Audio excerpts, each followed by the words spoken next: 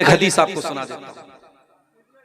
अल्लाह के प्यारे नबी फरमाते हैं, अबू दाऊद की सही रिवायत है, यूशिकुल उमम अन तदा अलैकुम कमा तदा लकलतु इला कसातिया। ऐ मेरी उम्मत के लोगों, वो जमाना करीब है जब दुनिया की सारी कौमें तुम पर टूट पड़ेंगी, जिस तरीके से खाने वाले प्याले के ऊपर बारी बारी टूट पड़ते हैं। सहाबा ने पूछा, मिन किल्लतिन नहनु यौमइज़िन या रसूल अल्लाह, ऐ अल्लाह के रसूल, क्या हमारी तादाद कम होगी उस वक्त? आपने फरमाया, नहीं, तुम्हारी तादाद बहुत ज्यादा होगी। वलाकिन्नकुम गुसाउन का गुसाइस सैल, क्वांटिटी तो होगी, क्वालिटी नहीं होगी। तादाद तो बहुत ज्यादा होगी, तुम्हारी तादाद कम नहीं, करोड़ों में तुम्हारी तादाद होगी, लेकिन तुम सैलाब के ऊपर, पानी के ऊपर जो झाग होता है, तुम झाग की तरह बन जाओगे। अल्लाह ताला तुम्हारे दुश्मनों के दिलों से तुम्हारी हैबत को निकाल देगा, तुम्हारा रोबो दबदबा निकाल देगा, और अल्लाह ताला तुम्हारे दिलों में कमजोरी डाल देगा। सहाबा ने पूछा, अल्लाह के रसूल, कौन सी कमजोरी डाल देगा?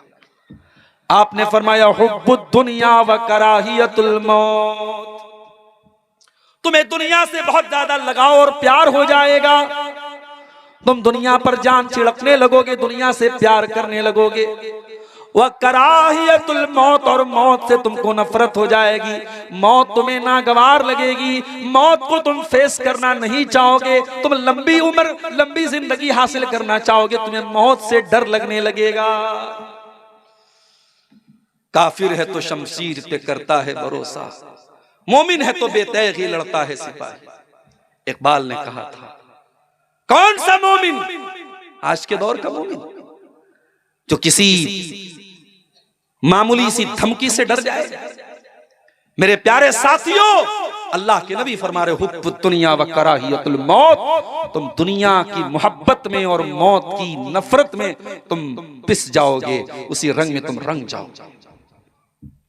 एक और हदीस सुनिए, अल्लाह के प्यारे नबी फरमाते हैं, इज़ा तबायातुम बिल ईनती व अखज़तुम अज़नाबल बकरी व रदीतुम बिज़्ज़रई व तरकतुमुल जिहादा। चार चीजों का नाम अल्लाह के नबी ने लिया। इज़ा तबायातुम बिल ईनती, जब तुम कारोबार में चोरी करने लगोगे, फ्रॉड करने लगोगे, 420 करने लगोगे, 2 नंबर के काम करने लगोगे। आजकल हालात ये हैं, किसी मुसलमान से अकाउंट में पैसा लेना मुश्किल है। अकाउंट में पैसा आप ले रहे हैं, क्या पता कि वो कौन सा पैसा आ रहा है, अगर उसका पैसा गलत है, आपका अकाउंट फ्रीज हो जाएगा, अकाउंट में पैसा, सारा पैसा जो आपका फंस जाएगा, ब्लॉक हो जाएगा। कई केस हो चुके हैं मेरी मालूमात में।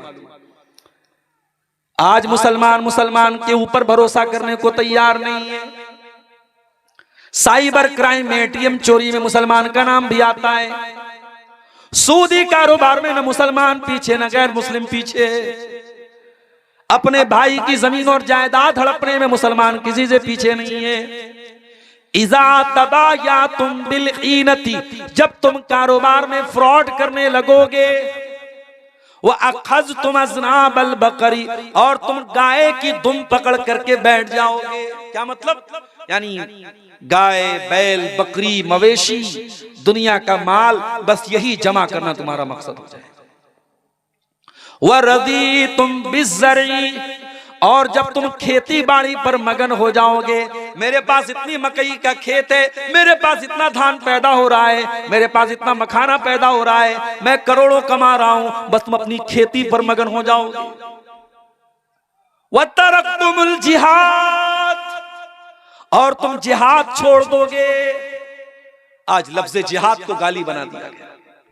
मीडिया ने इतना प्रोपेगेंडा किया लफ्ज़ जिहाद का कि जिहाद का लफ्ज़ गाली बन गया। आज आप सोशल मीडिया पर, आप फेसबुक वगैरह पर देखिए, मुसलमानों का नाम नहीं लेते हैं ये इस्लाम से नफरत करने वाले, डायरेक्ट बोलते जिहादी जिहादी जिहादी। अभी बरेली का वाकया आपने सुना, एक कैफे में एक गैर मुस्लिम लड़की अपने मुसलमान दोस्तों के साथ बर्थडे मना रही थी। अब उन मुसलमान दोस्तों को भी क्या कहा जाए, वो बेचारे स्कूल और कॉलेज में जो पढ़ते हैं तो सोचते हैं कि हम तो मादर पिदर आजाद हो गए, माँ बाप ने पढ़ने के लिए भेजा है, वहां वो पार्टी मना रहा है। हमें गैरों से क्या शिकवा है? आज हमारे बच्चे, हमारी बच्चियां तालीम के नाम पे क्या कर रहे हैं कॉलेजों में, आप जाके देखिए। जरा डॉक्टरों से के पास जाके पता लगाइए, मुसलमान जवान लड़कियां जाकर के डॉक्टरों के पास एबॉर्शन करवा रही हैं, उनके पेट में पलने वाले नाजायज बच्चों को खत्म करवा रही हैं। ये हमारी तालीमी इदारों का और हमारे बड़े बड़े कॉलेजों और यूनिवर्सिटियों का। अल्लाह माफ करे मेरे प्यारे साथी। वज़ा में तुम हो नसारा तो तमद्दुन में हुनूद, ये मुसलमान है जिन्हें देख के शर्माए। गैर मुस्लिम लड़की थी, उस लड़की के मुसलमान लड़कों से दोस्ती, बर्थडे की पार्टी कर रहे थे। इस्लाम में कोई बर्थडे की पार्टी नहीं। मन तशब्बह बिकौमिन फहुवा मिनहुम, जो किसी कौम की नकल करेगा उन्हीं में से रहेगा। बच्चे से बहुत प्यार है, पैदा हो जाए 7वें दिन अकीका करा, 7वें दिन अकीका नहीं करवाएंगे। मौलवी साहब क्या बताएं, मेरी बहन बहुत दूर रहती है, बहनों ही बहुत दूर रहते हैं। अरे अल्लाह के बंदे, तू अकीका 7वें दिन कर दे, दावत बाद में दे दे। दावत देने के लिए पूरी जिंदगी पड़ी, अकीका पे दावत देना लाजिम थोड़ी है, जरूरी थोड़ी है। असल चीज है कि जानवर ज़बा होना चाहिए। अकीका नहीं करेंगे साहब, बर्थडे खूब मनाएंगे। होटलों में चले जाओ, मुसलमान अपने बच्चे को लेके आता है और केक लगी है और केक के ऊपर मोमबत्ती लगी है और हैप्पी बर्थडे टू यू हो रहा है। करने वाला भी मुसलमान, बच्चा भी मुसलमान, माँ बाप भी मुसलमान। हम ये कहते हैं मेरे भाई, अपने बच्चों को तुम रोज केक खिलाओ, हमें केक पर एतराज नहीं है। अपने बच्चों को रोज प्यार करो, प्यार पर एतराज नहीं है। एतराज है ये बर्थडे मनाने का जो चलन है, ये जो कल्चर है, ये इस्लाम का कल्चर नहीं। मेरे नबी से ज्यादा कोई बच्चों से प्यार करता था? मेरे नबी तो बच्चों से इतना प्यार करते थे, अल्लाहु अकबर। हजरत अनस बिन मालिक का छोटा भाई जिसका नाम अबू उमैर था, जब अल्लाह के नबी हजरत अनस के घर में आते थे, उम्मे सुलैम के घर में आते थे, वो छोटा सा बच्चा था, अल्लाह के नबी से लाड करते थे, प्यार करते थे। उस छोटे से बच्चे के पास एक चिड़िया थी, बच्चा चिड़िया से खेला करता था। एक दिन अल्लाह के नबी हजरत अनस के घर आए, देखा बच्चा बड़ा उदास बना हुआ है। आपने पूछा, अरे उम्मे सुलैम तुम्हारा बच्चा आज उदास क्यों है? इसके चेहरे पर खुशी क्यों नहीं है? इसके चेहरे पर वो रौनक क्यों नहीं है? कहा, अल्लाह के नबी, जो चिड़िया इसने पाली थी वो चिड़िया मर गई, उसका इंतकाल हो गया। चिड़िया के मरने पर यह बच्चा गमगीन है। हम और आप होते, बच्चे का मामला था, चिड़िया का मामला था, नजरअंदाज कर देते। हो लोगों, हमें नबी भी कितना प्यारा मिला है। वो बच्चों के साथ अल्लाह के नबी उनके हिसाब से उनको खिलाया करते थे। आपने उस बच्चे से फरमाया, या अबा उमैर मा फ़अलन नुग़ैर, ऐ बच्चे, ऐ अबू उमैर, तेरी चिड़िया कहाँ चली गई बेटा? ऐ बच्चे, तेरी चिड़िया कहाँ चली गई? ये कहकर के अल्लाह के नबी ने उस मासूम बच्चे के कलेजे को सुकून पहुंचाने की कोशिश की। अगर ये बर्थडे मनाना कोई अच्छी चीज होती, मेरे नबी ने अपनी बेटियों का भी बर्थडे मनाया होता। नबी की 9 बीवियां हैं और आप जितना अपनी बीवी से प्यार करते हैं उससे कहीं ज्यादा जनाब मोहम्मद रसूलुल्लाह सल्लल्लाहु अलैहि वसल्लम अपनी बीवियों से प्यार करते। आपने तो कभी एनिवर्सरी नहीं मनाई, आपने तो कभी अपनी बीवियों को जो है शादी की सालगिरह पर उनको कोई गिफ्ट नहीं दिया। भाई रोज गिफ्ट दो, रोज गिफ्ट दो, हर महीने गिफ्ट दो, कोई मसला नहीं है। एनिवर्सरी मनाना, और ये काम वो करे जो बेचारा सीने पर हाथ मारता है। पूछो क्यों बात हो? भाई नबी की सुन्नत है। इमाम कहता है गैरिल मग़दूबि अलैहिम वलद्दालीन, ये पीछे से कहता आमीन। तूने क्यों जोर से आमीन कहा? कहता है नबी जोर से आमीन कहते थे। रमजान का महीना आया, दुनिया 20 रकात तरावी पढ़े, लेकिन हमारा अहले हदीस 8 पढ़ता है। क्यों पढ़ते हो भाई? नबी ने 8 पढ़ी थी। नबी की इतनी सुन्नतें तुझे याद है, नमाज की एक एक अदा तू नबी से सीख रहा है। तुझे एनिवर्सरी मनाते हुए शर्म नहीं आई? तुझे बर्थडे मनाते हुए शर्म नहीं आई? तुझे फादर्स डे मनाते हुए शर्म नहीं आई? तुझे मदर्स डे मनाते हुए शर्म नहीं आई? ये हमारा कल्चर नहीं है मेरे प्यारे साथी, ये इस्लाम का कल्चर नहीं है, ये मोहम्मद रसूलुल्लाह का कल्चर नहीं है मेरे प्यारे साथी। तो मैं अर्ज ये कर रहा था कि अल्लाह के नबी ने फरमाया, जब तुम जिहाद को छोड़ोगे, ये जिहाद क्या है? ये कोई गाली नहीं है मेरे प्यारे साथी। बदी के खिलाफ, बुराई के खिलाफ सरकशी के खिलाफ, शैतानियत के खिलाफ हर तरीके के स्ट्रगल और संघर्ष का नाम जिहाद है। बुराई के खिलाफ हर तरीके की लड़ाई का नाम जिहाद है। वो जबान से भी हो सकती है, वो तलवार से भी हो सकती है, वो स्टेज के जरिए भी हो सकती है, वो जंग के मैदान में भी हो सकती है, वो कागज और कलम से भी हो सकती है। तो नबी ने फरमाया तुम जिहाद छोड़ दो। क्या मतलब? यानी तुम्हारे अंदर दीन के लिए कुर्बानी देने का जज्बा खत्म हो जाएगा, दीन के लिए मरने मिटने का जज्बा तुम्हारे अंदर से खत्म हो जाएगा। तुमको सिर्फ अपनी रोजी रोटी की पड़ी होगी, अपनी दुनिया की पड़ी होगी, अपनी खेती की पड़ी होगी।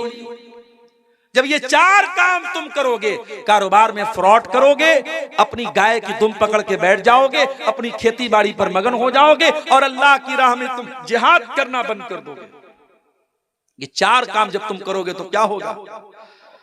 सल्लल्लाहु अलैकुम ज़ुल्ला, अल्लाह ताला तुमको जलील कर देगा। तुम जलील हो जाओगे, इतने जलील हो जाओगे कि तुम्हारे मुल्क का हर चीफ मिनिस्टर सोचेगा कैसे मुसलमान को दबा दिया जाए। आज तो होड़ लगी है साहब, आज तो होड़ लगी कि कौन मुसलमानों के खिलाफ कितनी नफरत भरी बातें बोल सकता है। तो नबी ने फरमाया जब तुम इन चार काम करोगे अल्लाह जलील कर देगा। और ये जिल्लत कब दूर होगी? हत्ता तरजिउ इला दीनिकुम, जब तक तुम अल्लाह ताला के दीन की तरफ पलटोगे नहीं, जब तक तुम अल्लाह ताला के दीन की तरफ लौटोगे नहीं। ओ मेरे प्यारे भाइयों, आओ मैं आपको वो चीजें बता रहा हूं, वो बुनियादी बातें बता रहा हूं जो हमारी बर्बादी का कारण बनी है। सबसे पहली चीज, हमारी सबसे बड़ी पूंजी तौहीद थी मेरे प्यारे साथियों। जब हमने तौहीद को गंवा दिया, जब अल्लाह को छोड़ के गैरों के दर पे जाके हम सर झुकाने लगे, कोई गरीब नवाज बन गया, कोई दाता बन गया, कोई गौसे आजम बन गया, कोई दस्तगीर बन गया, हमने बुजुर्गों की कब्रों पे जाके सजदा करना शुरू कर दिया, हमने तौहीद का जनाजा जब हमने निकाल दिया, मेरे प्यारे भाइयों जब तौहीद को हमने छोड़ दिया तो वहीं से हमारी जिल्लत का बाप शुरू हो गया।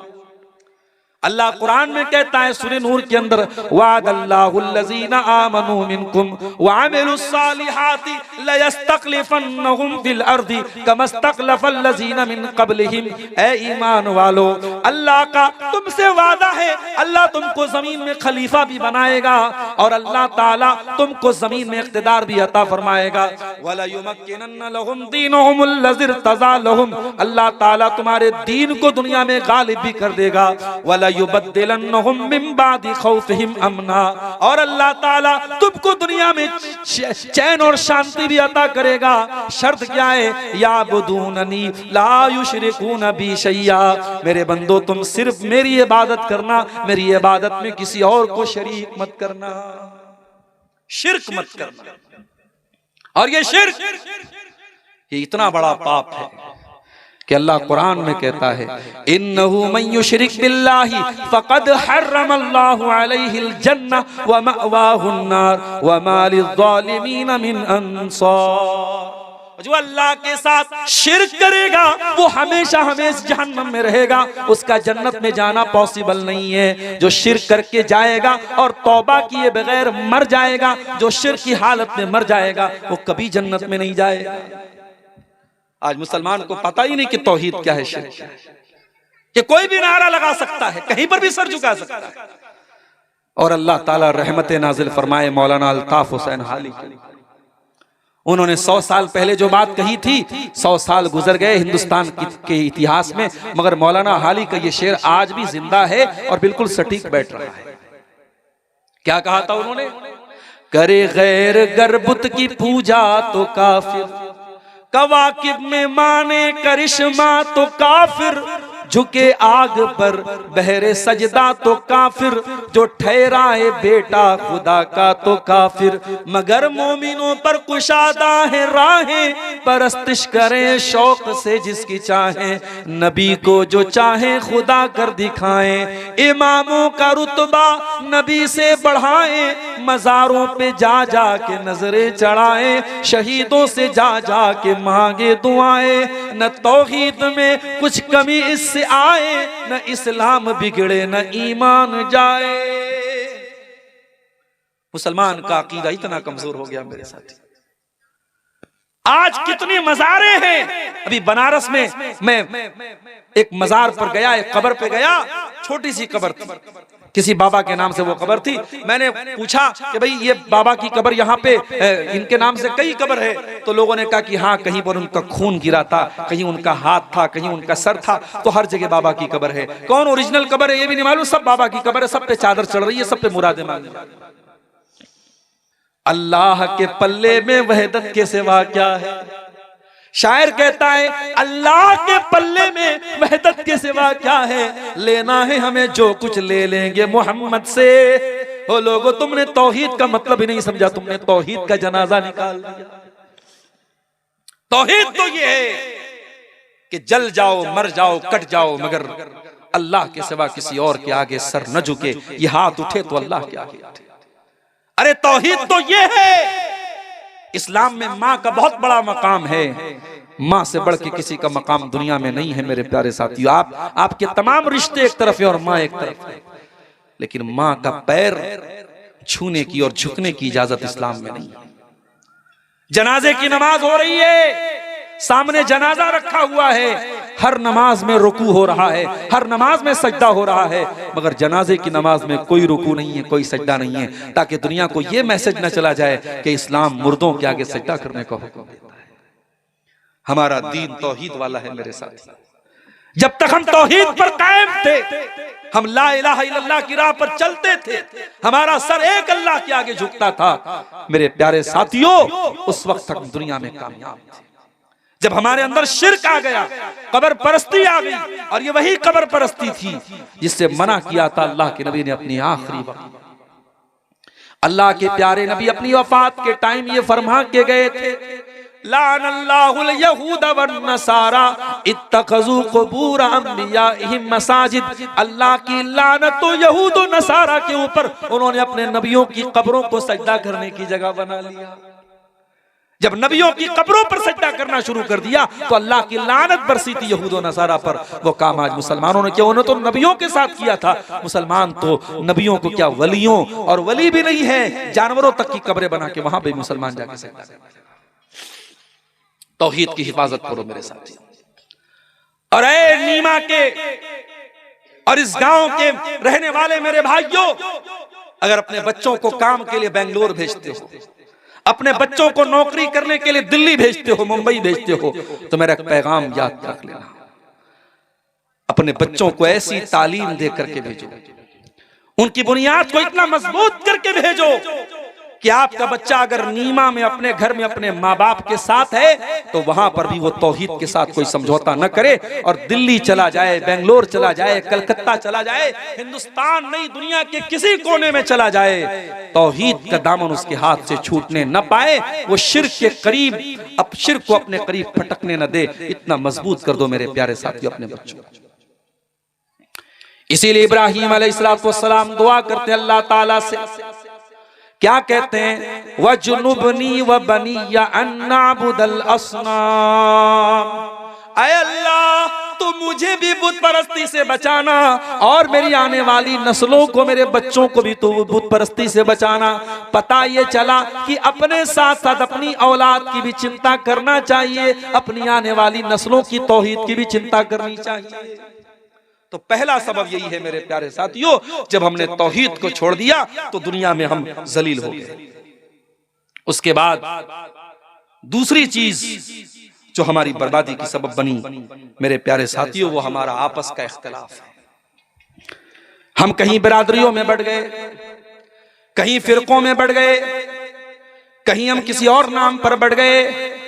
कुरान कहता है वला तनाज़ऊ फतफशलू व तज़हब रिहुकुम, ऐ मुसलमानों आपस में झगड़ा न करो वरना तुम कमजोर पड़ जाओगे, जलील पड़ जाओगे, तुम्हारी हवा उखड़ जाएगी, तुम्हारा दुश्मन तो ये सोच करके तुम्हारे खिलाफ प्लानिंग नहीं करता कि कौन से मसलक का है, कौन सी बरादरी का है। वो तो तुम्हारे खिलाफ मुसलमान होने की हैसियत से तुम्हारे खिलाफ प्लानिंग करता है। तुम बरादरियों में बटे हुए हो, तुम जात पात में बटे हुए हो, तुम आपस में फिरकों में बटे हुए हो। कुरान कहता है वातसिमू बिहब्लिल्लाहि जमीआ, ऐ ईमान वालो तुम अल्लाह की रस्सी को मिल करके थाम लो।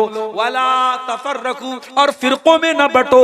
वज़कुरू नेमतल्लाहि अलैकुम, और अल्लाह की नेमत को याद करो। इज़ कुंतुम आदान, जब तुम एक दूसरे के दुश्मन थे। फ़अल्लफ़ बैन क़ुलूबिकुम, अल्लाह ने तुम्हारे दिलों में एक दूसरे की मोहब्बत डाल दी। फ़अस्बहतुम बिनिअमतिही इख़वाना, और तुम अल्लाह की नेमत से भाई भाई बन गए।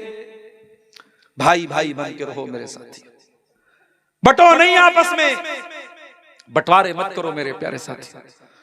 और जो लोग ये कहते हैं कि उम्मत का इख्तिलाफ रहमत है, वो बहुत बड़े झूठे लोग हैं। उम्मत का इख्तिलाफ कभी रहमत नहीं रहा है। उम्मत जब जब लड़ी है और आपस में बटी है, उम्मत कमजोर हुई है मेरे साथी। इख्तिलाफ मत करो आपस में, जहां तक हो सके इख्तिलाफ को खत्म करने की कोशिश करो। अल्लाह कुरान में कहता है कुल हुवल कादिरु अला अन यबअसा अलैकुम अज़ाबम मिन फौकिकुम औ मिन तहति अर्जुलिकुम औ यल्बिसकुम शिया। अल्लाह ताला तीन तरीके से अपना अजाब तुम पर उतारता है। कभी आसमान से तुम पर अजाब उतरता है, कभी तुम्हारे जमीन के नीचे से जमीन खिसकने लगती है, जलजला आ जाता है, भूकंप आ जाता है, बाढ़ आ जाती है। कभी जमीन के नीचे से तुम्हारे ऊपर अजाब आता है, कभी आसमान के ऊपर से अजाब आता है। औ यल्बिसकुम शिया, और कभी कभी अल्लाह ताला तुमको आपस में लड़ा करके, टुकड़े टुकड़े करके, बांट करके तुम्हें अपने अजाब में मुब्तला करता है। तो ये बंटवारे, ये इख्तिलाफ, ये जमात बंदी, ये गिरोह बंदी मेरे प्यारे साथियों, ये भी आज हमें जलील कर रही है, हमारी जिल्लत और रुसवाई का बहुत बड़ा सबब है। उसके बाद तीसरी चीज रसूल की नाफरमानी। जंगे ओहद याद है आपको? उसके बारे में पढ़ा है आपने, सुना है आपने? इस्लाम की दूसरी जंग थी ये, और मुसलमान ये जंग जीत चुके थे और माले गनीमत हासिल कर रहे थे मुसलमान। और नबी अकरम ने पहाड़ी दर्रे पर 50 सहाबे किराम को तैनात किया था कि कुछ भी हो जाए यहां से मत हटना।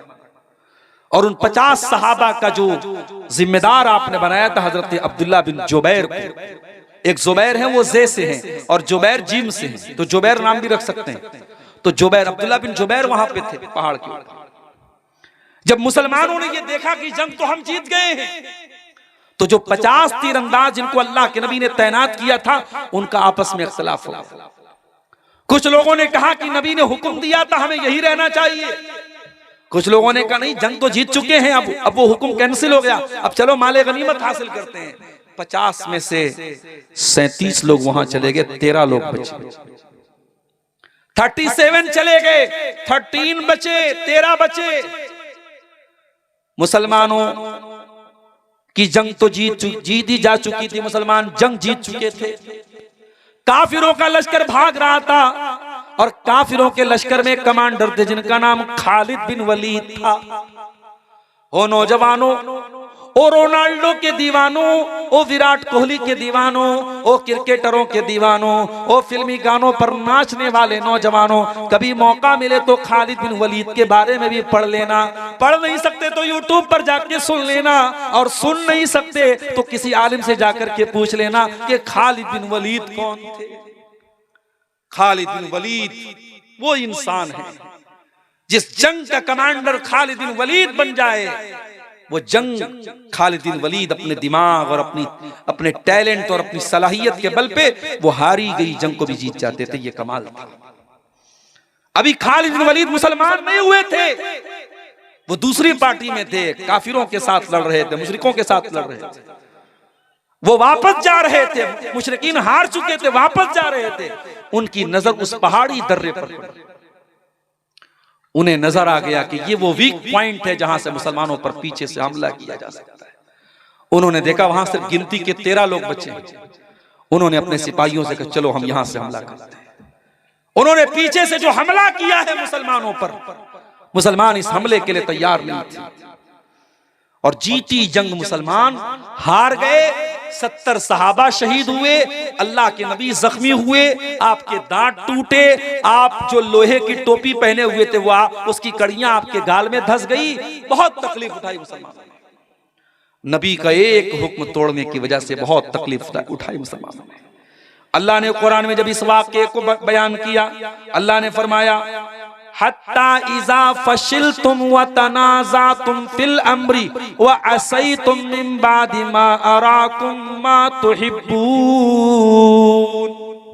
ऐ मुसलमानों, अल्लाह ताला तो जंगे ओहद में भी तुम्हारी मदद कर रहा था, तुम तो दुश्मनों का खात्मा कर रहे थे, तुम तो दुश्मनों पर कंट्रोल पा चुके थे, लेकिन जब तुम कमजोर पड़ गए, तुम आपस में इख्तिलाफ करने लगे और तुमने दुनिया का मालो दौलत देख करके अपने नबी की नाफरमानी कर दी, तो ऐ मुसलमानों उसके बाद क्या हुआ? फरमाया मिनकुम मन युरीदुद दुनिया, तुम में से कुछ लोग दुनिया चाहते थे, व मिनकुम मन युरीदुल आखिरा, और कुछ लोग आखिरत चाहते थे, वलक सुम्मा सरफकुम अन्हुम लियब्तलियकुम, फिर अल्लाह ताला ने दुश्मनों को तुमसे फेर दिया, वरना दुश्मन चाहते तो तुमको जड़ से मिटा सकते थे, मगर अल्लाह ताला ने उनको फेर दिया। अल्लाह तुम्हारा इम्तिहान लेना चाहता था। वलक़द अफ़ा अन्कुम, और तुमसे जो कोताही हुई अल्लाह ने माफ कर दिया। नबी के सहाबा से जहां गलती हुई है, अल्लाह ताला ने गलती बयान करने के बाद कह दिया हमने माफ कर दिया। और जब अल्लाह ने माफ कर दिया तो किसी सहाबी पर किसी को कीचड़ उछालने की इजाजत नहीं है। मेरे प्यारे साथियों, अल्लाह ने सारे सहाबा को माफ कर दिया। बताना ये चाहता हूं, इस सहाबा के दौर में अगर एक नाफरमानी पर जीती हुई जंग हारी जा सकती है, तो आज मेरे प्यारे साथियों हम अपनी जिंदगियों में गौर करें, हम कितनी नबी की नाफरमानियां कर रहे हैं। आज मेरे पास सवाल आता है, मौली साहब सुन्नत अगर छूट जाए तो कोई हरज है क्या? अगर हम सिर्फ फर्ज नमाज पढ़ लें, सुन्नत ना पढ़े तो कोई हरज है क्या? ठीक है भाई, अगर कैलकुलेटर पे कैलकुलेट करोगे तो ठीक है। फजर में आप 2 रकात फर्ज पढ़ लो, और जोहर में 4 पढ़ लो, असर में 4 पढ़ लो, मगरिब में 3 पढ़ लो, इशा में 4 पढ़ लो, हो गई फर्ज अदा। मगर जो नबी अकरम सुन्नतें पढ़ते थे और पाबंदी से पढ़ते थे, तो कैसा नबी का चाहने वाला है, तो कैसा नबी से मोहब्बत करने वाला है कि तू नबी की सुन्नतों को छोड़ रहा है। मेरे प्यारे साथियों, यही हमारे ईमान की परीक्षा है, हमारे ईमान का इम्तिहान है। मेरे नौजवानों, ये चेहरे पर जो दाढ़ी है, ये दाढ़ी तुम क्यों रख रहे हो? पहले क्लीन शेव करने वाले नौजवान ज्यादा थे, अब दाढ़ी वाले नौजवान ज्यादा है। क्यों है मुझे मालूम है, वजह क्या है? पहले दाढ़ी ना रखने का फैशन था, अब दाढ़ी रखने का फैशन है। अब दाढ़ी रखने का फैशन आ गया। अब साहब फलां क्रिकेटर भी दाढ़ी रखे हुए, फलां फिल्मी हीरो भी दाढ़ी रखे हुए। इसका मतलब कि आपको नबी की सुन्नत से कोई लगाव नहीं, आप इसलिए दाढ़ी नहीं रखे कि नबी की सुन्नत है। आपने दाढ़ी अगर रखी भी है तो इसलिए रखी है कि ये स्मार्टनेस की निशानी है, ये फैशन की निशानी है। आप फैशन की तकलीद कर रहे हैं, फैशन के पीछे आप पड़े, आपको नबी की सुन्नत से कोई प्यार नहीं है। नबी के दौर में एक सहाबी थे, उनके बाल थोड़े लंबे थे और कपड़ा उनका टखने के नीचे रहता था। नबी अकरम के सामने लोगों ने जिक्र किया कि अल्लाह के नबी आपके फला सहाबी है, नौजवान है, उनका बाल थोड़ा बड़ा बड़ा है और कपड़े टखने के नीचे रहते हैं। अल्लाह के नबी ने फरमाया निअमर रजुलु खुरैम, उनका नाम खुरैम था। बच्चा पैदा हो तो नाम रखो, प्यारा नाम है खुरैम। जैसे शुरैम लोग नाम रखते हैं, सुदैस नाम रखते हैं, तो खुरैम नाम भी रख सकते हैं, सहाबी का नाम। अच्छा, सहाबी के नाम की मीनिंग ना पता हो तब भी रख सकते हैं। अगर ये कन्फर्म है कि सहाबी का नाम है, आंख मूंद करके नाम रखो। तो अल्लाह के नबी ने फरमाया खुरैम बहुत अच्छे सहाबी हैं, बहुत अच्छे इंसान हैं। लौला तूलो जिम्मतिही व इसबालो इजारिही, बस 2 बातों की कमी है, बाल थोड़े लंबे हैं और कपड़ा टखने के नीचे रहता है। हजरत खुरैम रज़ी अल्लाह ताला अन्हु को किसी ने बताया, ऐ खुरैम आज नबी के सामने तेरा नाम लिया गया और नबी ने तेरी तारीफ की, तेरी प्रशंसा की, तेरी शान में नबी ने अच्छी बातें कही, मगर नबी ने कहा खुरैम बहुत अच्छा इंसान है, बस 2 चीजों की कमी है, खुरैम के बाल बड़े लंबे लंबे और खुरैम का कपड़ा टखने के नीचे रहता है। ये 2 कमी है, पूरी कर ले तो खुरैम बहुत अच्छा इंसान है। खुरैम अपनी बीवी से पूछने नहीं गए कि मैं लंबे बाल में अच्छा लगता हूं कि छोटे बाल में अच्छा लगता हूं। खुरैम अपनी बीवी के पास जाके नहीं बोले कि मैं मेरा कपड़ा टखने के नीचे रहता तुझे अच्छा लगता है कि नहीं लगता है। अगर नबी को अच्छा नहीं लगता है, बात खत्म। खुरैम ने कैंची उठाई, बाल छोटा किया और कपड़ा टखने के ऊपर करके उतना कपड़ा काट दिया। मेरे प्यारे साथियों, ये नबी के सहाबा थे। आज हम जो जलील और खार हैं, वो इसीलिए खार हैं क्योंकि हम नबी की सुन्नतों से पीछे हैं, हम नबी की नाफरमानी कर रहे हैं। और कान खोल करके सुन लो, जब जिंदगी में नबी की नाफरमानी आएगी तो रोना पड़ेगा। नबी के सहाबा ने हजरत उस्मान गनी के दौर में जब उन्होंने जजीरे कब्रस पर हमला किया और उसको फतह किया तो मुसलमानों में खुशी की लहर उठी। मुसलमानों ने नारे तकबीर लगाया, सारे लोग तो खुशी के मारे खुश थे। एक आदमी रो रहा था। ये रोने वाला कौन था? ये हजरत अबू दरदा थे। अबू दरदा अंसारी थे, ये नबी के बुजुर्ग सहाबी थे। इनकी आंखों में आंसू बह रहे थे। लोगों ने कहा, अबू दरदा, ये तो खुशी का मौका है, ये तो नारे लगाने का मौका है, ये तो खुशियां मनाने का मौका है। अरे अबू दरदा, आप क्यों रो रहे हैं? क्या बात है? ये तो खुश होने का मौका है, आपकी आंखों में आंसू क्यों हैं? कहा है, लोगों, आज इन लोगों ने अल्लाह ताला की नाफरमानी की है, इन्होंने अल्लाह से बगावत की है, तो अल्लाह ने हमको इनके ऊपर गालिब कर दिया है। आज ये शिकस्त खा गए, आज ये जलील हो गए और अल्लाह ने हमको गालिब कर दिया। मुझे वो दौर याद आ रहा है, मुझे वो हालात याद आ रहे हैं जब मुसलमान भी अल्लाह की नाफरमानी करने लगेंगे तो मुसलमानों को अल्लाह ताला जलील कर देगा। मुझे वो घड़ी याद आ रही है, इसलिए मेरी आंखों से आंसू बह रहे हैं। मेरे प्यारे साथियों, जब आप रसूल की नाफरमानियां करेंगे तो जिल्लत और रुसवाई हमारे और आपके मुकद्दर में आएगी। और आगे बढ़िए, चौथी चीज, हमारी जिल्लत की चौथी वजह क्या है? हमें दुनिया में जिंदगी गुजारने के लिए भेजा गया था, हमें दुनिया के जरिए आखिरत की तैयारी करने के लिए भेजा गया था। हमें ये पाठ पढ़ाया गया था जुमा की नमाज में, हर जुमा को हम ये पाठ पढ़ते हैं, बल तुसिरूनल हयातद दुनिया वल आखिरतु खैरुन व अबका। है मेरे बंदो, तुम आखिरत को भूल न जाना, तुम दुनिया की रंगीनियों में खो करके कहीं जन्नत को भूल न जाना, कहीं जहन्नम को भूल न जाना। हम दुनिया की जमीनों के पीछे पड़ गए, दुनिया की जायदादों के पीछे पड़ गए, जबकि हमारा ईमान और अकीदा है, हम जानते हैं सब ठाट पड़ा रह जाएगा जब लाद चलेगा बंजारा। ये जमीनें यही छोड़ के जाना है, ये जायदादें यही छोड़ के जाना है, 2 गज जमीन में हम सबको दफन हो जाना है। हम जन्नत की जमीन पाने के लिए कोई कोशिश नहीं करते। वो जन्नत जिसके बारे में अल्लाह के नबी ने फरमाया कि जन्नत में एक कोड़ा रखने की जगह, यानी जन्नत में 1 स्क्वायर फीट का एरिया दुनिया की तमाम नेमतों से बेहतर है। मेरे प्यारे साथियों, हम दुनिया परस्त बन गए, दुनियादार बन गए। हमारे नबी की जिंदगी उठा के देखो, शायर कहता है, सलाम उस पर जो उम्मत के लिए रातों को रोता था, सलाम उस पर जो फर्शे खाक पर जाड़े में सोता था, सलाम उस पर कि जिसके घर में चांदी थी न सोना था, सलाम उस पर कि टूटा बोरिया जिसका बिछौना था। हमारे नबी ने कभी दुनिया की दौलत और दुनिया के ऐशो आराम के पीछे आप नहीं भागे। आप चाहते तो सोने चांदी के ढेर लगा सकते थे, आप चाहते तो आलीशान मदीना में अपना महल बनवा सकते थे, मगर मेरी प्यारी माँ बहनों, जरा नबी की बीवियों के हालात जाके पढ़ लेना। नबी की बीवियों ने बड़े छोटे छोटे कमरों में जिंदगी गुजार दी। आज तुम्हारे घर में वॉशिंग मशीन भी आ गया, तुम्हारे घर में गैस का चूल्हा भी आ गया, सर्दी के मौसम में हीटर भी आ गया, चाय बनाने के लिए इलेक्ट्रिक केतली भी आ गई, आयरन करने के लिए इलेक्ट्रिक आयरन भी आ गया। दुनिया की सारी नेमतें तुमको मिल चुकी हैं, लेकिन फिर भी मेरी प्यारी बहनों, आज भी तुम्हारी जबान पर अल्लाह का शुक्र नहीं है। आज भी तुमसे पूछा जाए तो कुछ ना कुछ तुम कमी निकाल दोगी। कभी गौर करो कि नबी की बीवियों ने कैसी जिंदगी गुजारी। हजरत आयशा से पूछा गया, अय आयशा, अय नबी की बीवी, अल्लाह के रसूल की जिंदगी कैसी गुजरा करती थी? फरमाया, ऐ मेरे भांजे उर्वा, अल्लाह के नबी की जिंदगी ऐसी गुजरा करती थी कि 2-2 महीने गुजर जाया करते थे। वमा यूक़दु फी अबियाति रसूलिल्लाहि सल्लल्लाहु अलैहि वसल्लम अन्नार, और अल्लाह के रसूल के किसी घर में चूल्हा नहीं जलता था। अल्लाह के नबी के घर वाले खजूर खा करके और पानी पी करके गुजारा कर लिया करते थे।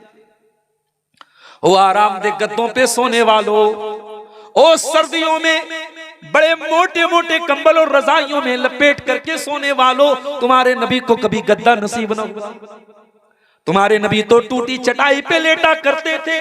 और जब गद्दा ऑफर किया गया, जब आपके नबी को आरामदेह गद्दा ऑफर किया गया, आपके नबी ने क्या जवाब दिया?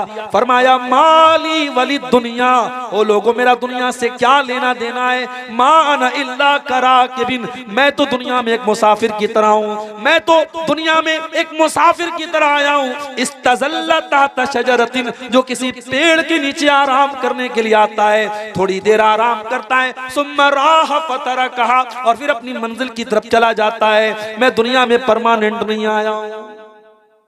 ये पैगाम आपके नबी ने आपको दिया है मेरे प्यारे साथी। ये पैगाम हमने भुला दिया, ये मैसेज हमने भुला दिया।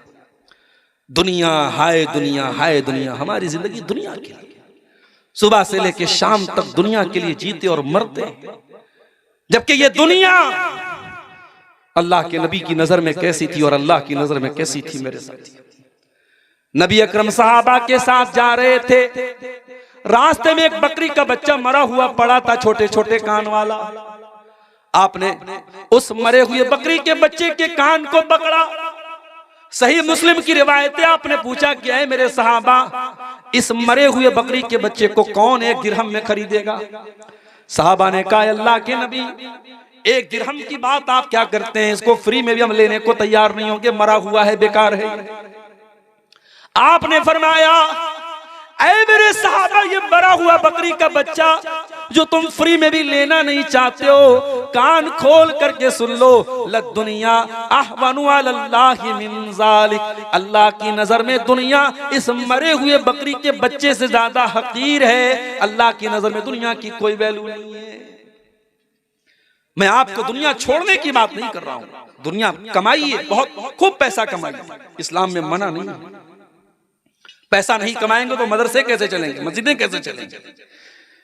दुनिया कमाओ मेरे प्यारे साथी, मगर दुनिया को प्राइमरी मत समझो, दुनिया को सेकेंडरी समझो। दुनिया को दूसरे नंबर पे रखो, पहले नंबर पे आखिरत को रखो। कारून का नाम सुना है? बहुत पैसे वाला था कारून।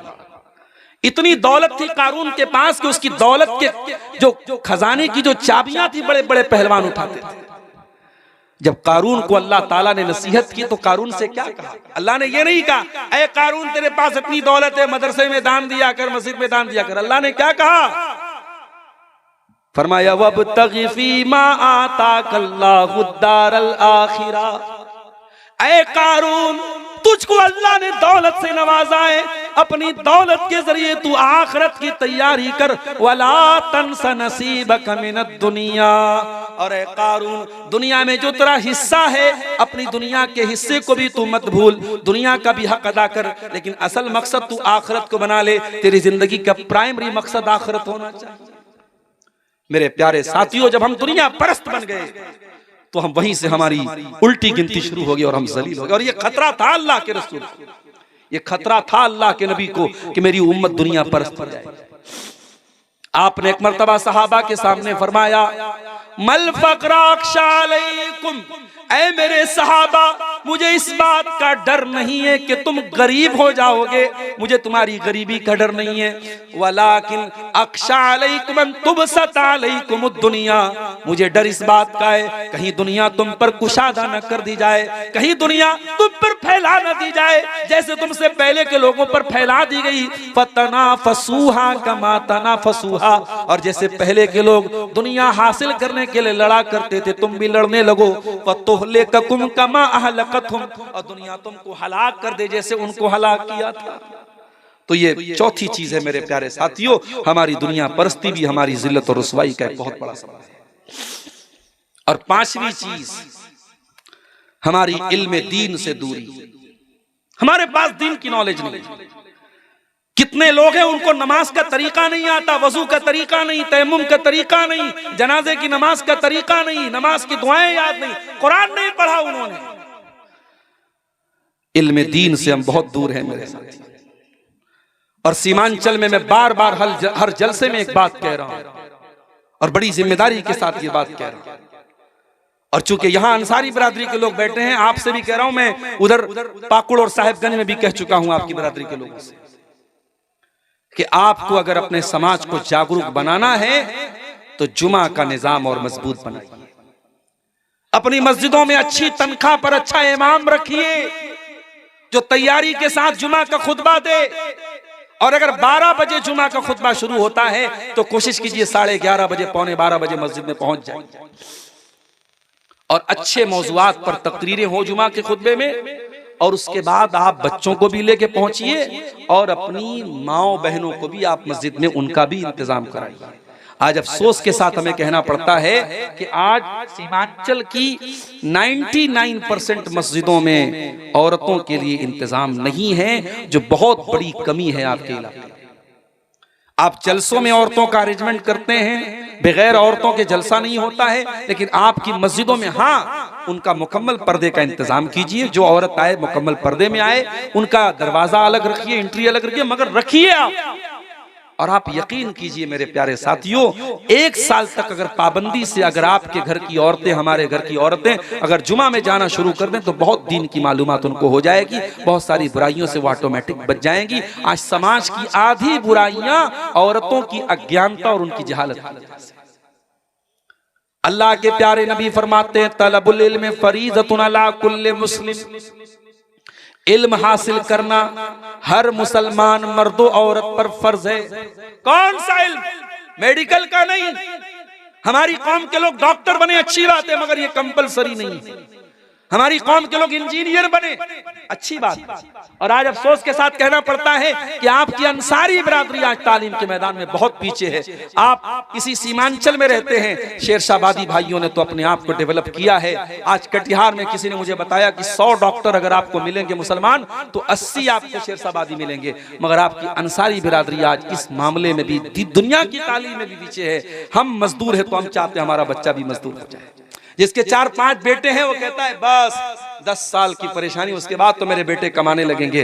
आपकी जिंदगी का एक ही मकसद है, बेटा बड़ा हो उसको मजदूरी करने के लिए भेज दिया जाए, काम करने के लिए भेज दिया जाए। मेरे प्यारे साथियों, कुछ कुर्बानी दे करके अपने बच्चों को तालीम के मैदान में भी आगे बढ़ाओ। कुछ बच्चे आपके डॉक्टर बने, कुछ बच्चियां आपकी डॉक्टर बने, कुछ बच्चे आपके इंजीनियर बने। आज असरी तालीम में भी हम पीछे हैं। और दीन की जो तालीम है, अल्लाह कौन है, रसूल कौन है, और ईमान क्या है, और इस्लाम क्या है, ये जो मोटी मोटी बातें हैं ये सब का जानना जरूरी है। उसके लिए भी आप मस्जिदों में मकतब कायम कीजिए। अल फलाह एकेडमी जैसे इदारे जो आपके बच्चों को दुनिया के साथ साथ दीन की तालीम देते हैं, इन इदारों से अपने बच्चों को जोड़िए। मेरे प्यारे साथियों, अफसोस के साथ कहना पड़ता है आज दुनिया की तालीम तो थोड़ी बहुत हम हासिल भी कर रहे हैं, मगर दीन की तालीम में बहुत पीछे हैं। अल्लाह कुरान में कहता है यालमून ज़ाहिरम मिनल हयातिद दुनिया व हुम अनिल आखिरति हुम गाफिलून, कि मेरे बंदे दुनिया की बहुत नॉलेज रखते हैं लेकिन आखिरत से बहुत गाफिल हैं, दीन से बहुत गाफिल हैं। मेरे प्यारे साथियों, आप दीन की जानकारी हासिल कीजिए।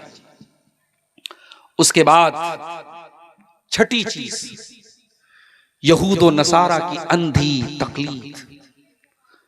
आज जो गाना वायरल हो जाए फेसबुक और सोशल मीडिया पर, हमारे छोटे छोटे बच्चे भी गा रहे हैं। जो कपड़ा वायरल हो जाए, हमारे घर की लड़कियां भी पहनने लगती हैं। आपके घर में लड़कियां नकाब पहन रही हैं, नकाब में भी जो फैशन चल गया, नकाब के ऊपर माशाअल्लाह लिखा है तो माशाअल्लाह वाले नकाब बहुत मार्केट में आपको मिल जाएंगे। इस्लाम की शहजादी लिखा है तो शहजादी वाले माइक जो है आपको नकाब बहुत सारे मिल जाएंगे। मेरे भाइयों, फैशन के पीछे मत भागो, आप खुद अपना एक फैशन बनाओ। मैं कहता हूं अगर मुसलमान नौजवान ढंग का लिबास पहने, टखने के ऊपर उसका कपड़ा हो, चाहे वो पैंट ही पहने, शर्ट ही पहने, कुर्ता पैजामा पहने, शेरवानी पहने, क्या ये फैशन नहीं? ये जो फैशन आपका इस्लामिक फैशन है, आप अपने आप को ऐसा बनाओ कि दुनिया आपको कॉपी करे। दुनिया को कॉपी मत करो मेरे प्यारे साथी।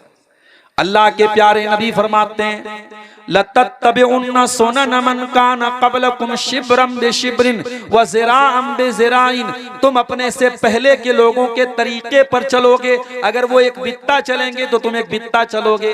बित्ता बूझ रहे हैं ना, समझ रहे हैं ना? एक बित्ता चलेंगे तो तुम भी एक बित्ता चलोगे, एक हाथ चलेंगे तो तुम भी एक हाथ चलोगे। हत्ता लौ सलकू जोरा ज़ब्बिन, और अगर वो किसी जानवर के बिल में चले जाएंगे तो तुम भी बिल में चले जाओगे। Happy new year. मेरे फेसबुक पर भी 2-4 लोग मुसलमान जुड़े हैं किशनगंज के और कहां के, देखा साहब वो हैप्पी न्यू ईयर मना रहे हैं।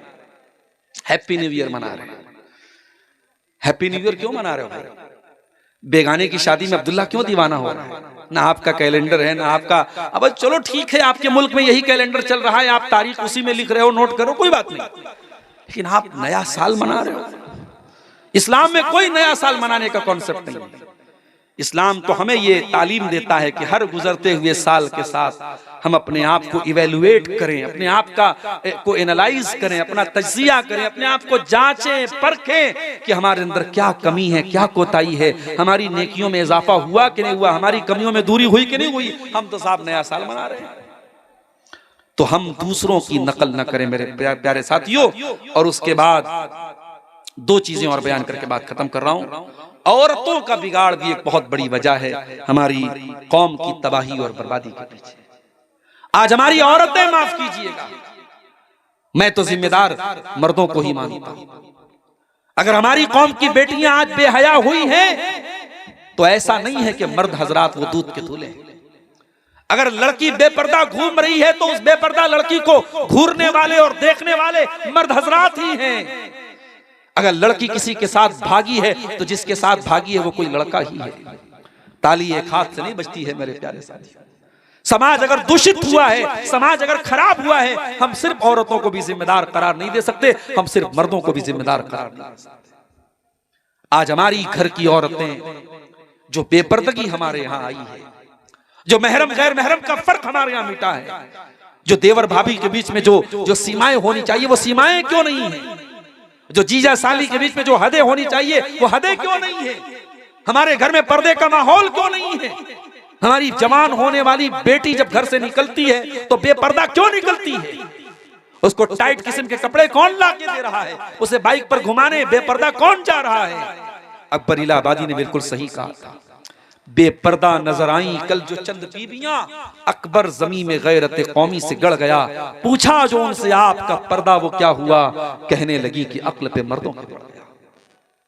मेरी प्यारी माओ बहनों, मैं आपको भी यही संदेश देना चाहता हूं, आप अगर नकाब में निकलती हैं, पर्दे में निकलती हैं तो अपने पर्दे की लाज रखना। दुनिया आपके पर्दे को जब देखती है तो दुनिया आपके पर्दे को इस्लाम से जोड़ती है, और जब आप नकाब पहन करके कोई गलत काम करेंगी तो दुनिया ये नहीं कहेगी कि लड़की ने किया, दुनिया कहेगी इस्लाम की मानने वाली लड़की ने किया। ओ मेरी प्यारी माँ बहनों, अपने नकाब की लाज रखना, अपने पर्दे की लाज रखना, अपने हिजाब की लाज रखना, अपने हिजाब की इज्जत का ख्याल करना। अपने घर से जब भी निकलना तो नकाब और पर्दे में निकलना, और जब तक ये पर्दा है तुम्हारे अंदर तो सिर्फ एक ड्रेस इसको मत समझना, ये पर्दा एक कल्चर बताता है जो इस्लाम का कल्चर है। ये पर्दा दुनिया को ये मैसेज देता है कि आप इज्जतदार घर से आपका ताल्लुक है। और नौजवान लड़कों से कहना चाहूंगा कि अपनी निगाहों को नीची करके चलो। जमाना बहुत खराब है, बहुत बेहयाई फैल गई है, मगर अल्लाह ताला के आपको हिसाब देना पड़ेगा कि तुमने अपनी निगाहों को बेबाक कर दिया, क्यों तुमने अपनी निगाहों को आवारा छोड़ दिया। इन आंखों से गलत चीजों को अगर देखते हो तो ये आंखों का जिना है, अपनी आंखों को जिना से बचा लेना। इंस्टाग्राम और स्नैपचैट पर बेहुदा वीडियोस देखने वाले नौजवानों, अपनी आंखों के साथ साथ अपने शरीर को और अपनी जवानी को बर्बाद मत करो।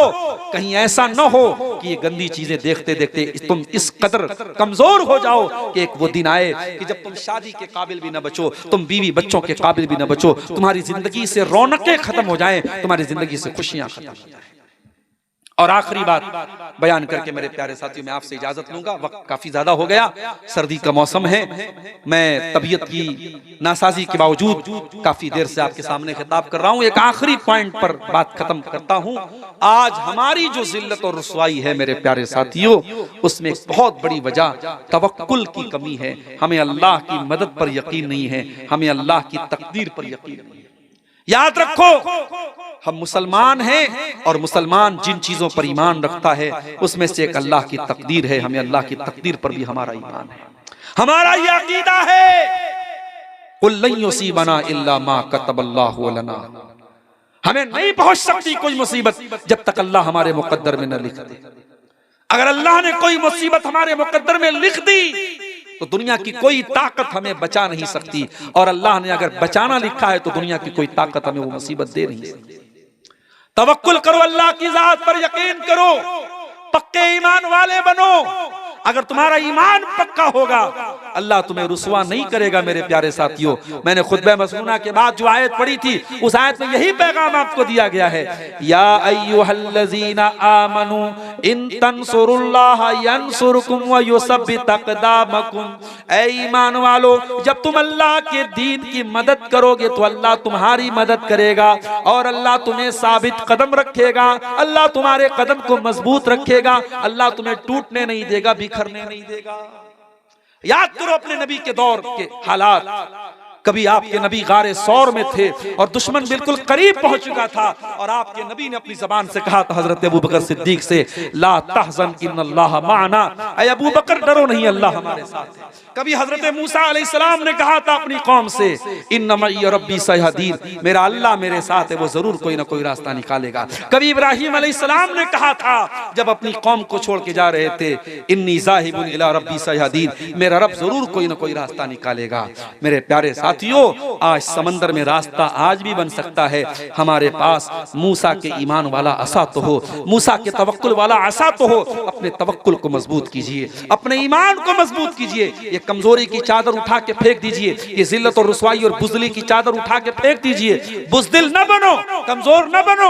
और मेरे नौजवानों, मैं आपको मैसेज देता हूं, ताकतवर बनो, जिम जाओ, शरीर को भी ताकतवर बनाओ, सुबह जल्दी उठो, फजर की नमाज में उठो, अल्लाह के साथ अपना ताल्लुक मजबूत करके ईमान वाली ताकत भी पैदा करो, जिस्मानी ताकत भी पैदा करो, पढ़ लिख करके तालीम की ताकत भी पैदा करो। हर एतबार से ताकतवर बनो। और जब एक मुसलमान ताकतवर बनेगा तो वो अपनी ताकत का दुरुपयोग नहीं करेगा, वो ताकत का गलत इस्तेमाल नहीं करेगा, वो किसी कैफे में जाके किसी बेकसूर को नहीं मारेगा, किसी की मॉब लिंचिंग नहीं करेगा, किसी की हत्या नहीं करेगा, किसी के मजहब पर छीटाकशी नहीं करेगा। जो सच्चा पक्का मुसलमान होगा वो अपनी ताकत का कभी मिसयूज नहीं करेगा। उसकी ताकत का इस्तेमाल होगा तो जुल्म के खात्मे के लिए होगा, उसकी ताकत का इस्तेमाल होगा तो मजलूम की मदद के लिए होगा, उसकी ताकत का इस्तेमाल होगा तो जालिम के खिलाफ होगा। मेरे प्यारे साथियों, ताकतवर बनिए, देश के काम आइए, कम्युनिटी के काम आइए, समाज के काम आइए। आखिरी हदीस पढ़ के बात खत्म कर रहा हूं। अल्लाह के प्यारे नबी ने फरमाया, खैरुन नास अनफउहुम लिन्नास, लोगों में सबसे बेहतरीन वो है जो लोगों के लिए लाभदायक हो, जो लोगों को फायदा पहुंचाता हो। आप देखिए आपकी जात से समाज को क्या फायदा पहुंच रहा है। मेरे प्यारे साथियों, ये असबाब ज़वाल उम्मत के मौजू पर चंद बातें आपके सामने रखी गई, इस उम्मीद के साथ कि हम अपनी कमजोरियों को टटोलेंगे, अपने गरेबानों में झांकेंगे और इन कमियों को दूर करके हम अपनी इस्लाह करेंगे। रब्बुल आलमीन से दुआ है, इलाही आलमीन हमें ईमान की ताकत